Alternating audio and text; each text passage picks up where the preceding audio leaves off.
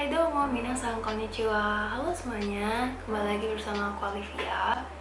Jadi, karena kita sudah selesai dalam membahas 3 jenis tulisan yang ada dalam bahasa Jepang, mulai hari ini kita akan masuk ke materi yang selanjutnya, yaitu kita akan mulai belajar tentang grammar atau struktur kalimat, atau dalam bahasa Jepang biasa disebut sebagai bunpo. Kali ini kita akan belajar tentang 3 kata hubung. Nah, kata hubung dalam bahasa Jepang itu sebenarnya ada banyak banget teman-teman.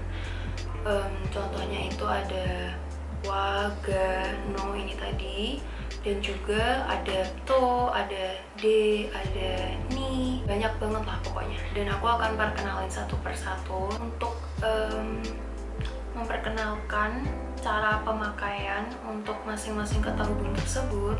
Aku sudah menyiapkan 2 jenis kalimat deskripsi. Untuk jenis kalimat deskripsi yang pertama itu mengandung wa dan ga dalam satu kalimat yang sama. Dan untuk jenis kalimat deskripsi yang kedua, dia mengandung no sama wa di satu kalimat yang sama juga. Nah, jadi karena kita membahas tentang kalimat deskripsi, pastinya aku harus mendeskripsikan sesuatu dong. Jadi, untuk video kali ini, aku membawa teman aku.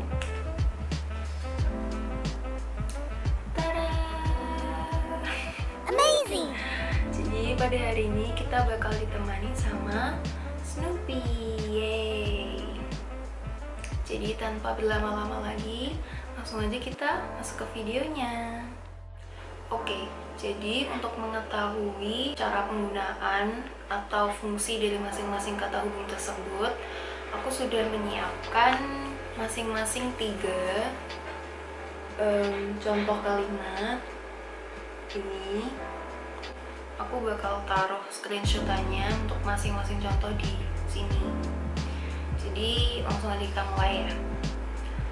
Untuk yang pertama ada Snoopy wa tega mijikai. Wa itu diletakkan setelah shugo atau subjek. Nah, subjek di sini adalah Snoopy. Nah, wa itu menggambarkan subjek secara keseluruhan, dimana subjeknya kali ini adalah si Snoopy ini. Lalu ada tega mijikai. Te artinya adalah tangan. Lalu ga itu menggambarkan tentang bagian kecil dari subjek Snoopy ini. Jadi T ini kan tangan, ini merupakan bagian dari subjek ini, dan dia itu digambarkan dengan ga. Nah, kalau untuk lebih mudahnya, kalau di bahasa Indonesia kan ga itu sama dengan nya, jadi tangannya gitu-gitu. Mijikai sendiri artinya adalah pendek, itu merupakan kata sifat.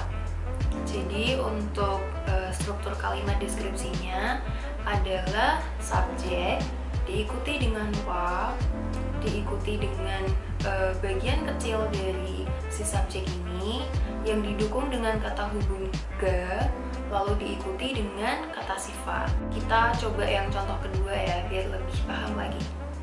Yang kedua juga sama, subjeknya Snoopy. Snoopy wa mimi ga nagai. Nah, subjeknya Snoopy diikuti dengan wa, lalu mimi artinya adalah telinga. Nah, telinganya Snoopy kan panjang ini. Nagai itu artinya panjang. Jadi, bagian kecil dari si Snoopy ini kali ini adalah telinga. Dan telinga diikuti dengan kata hubung ga. Lalu, kata sifatnya adalah nagai yang artinya panjang. Lalu kita beralih ke contoh yang ketiga.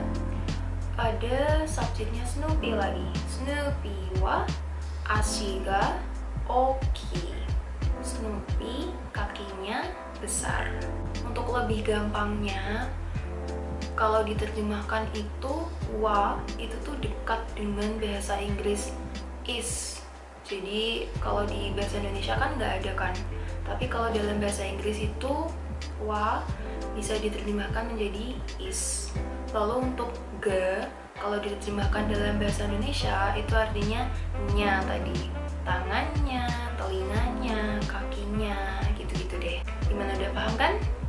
Lalu kita lanjut ke jenis kalimat yang kedua. Oke, untuk jenis kalimat yang kedua, dia juga kalimat deskripsi, tapi dia mengandung kata hubung no sama wa.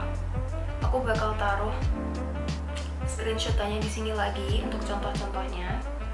Jadi untuk contoh yang pertama ada Snoopy no tewa mijikai.